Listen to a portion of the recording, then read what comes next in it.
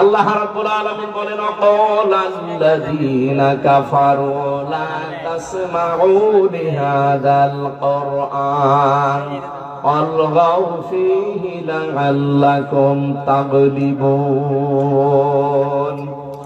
সূরা হামিম সাজদা 24 নম্বর পারা 18 নম্বর পৃষ্ঠা 9 নম্বর লাইনে 26 নম্বর আয়াত। এটা তাফসীরে ফি জিলালিল কোরআনে আছে। দলিলগুলো তাফসীর আকারে লম্বা করে বলছি না, শুধু শর্টকাটে কিছু বিষয় জানানোর জন্য আমি বলছি। আল্লাহ পাক বলেন 1500 বছর আগে কাফেররা সিদ্ধান্ত নিয়েছিল সব চলতে দাও, কোনো বাধা দিও না, কিন্তু মুহাম্মদের কোরআন যেন চলে না। ওদের উদ্দেশ্য ছিল কোরআন চলতে যদি বাধা দিতে পারো, হট্টগোল করো, ওয়ালগাউ ফীহি, শুধু বন্ধই করবা তা না, এটা বন্ধ করার জন্য যত রকমের কায়দা কৌশল আছে করবা। আবু জেহেল এই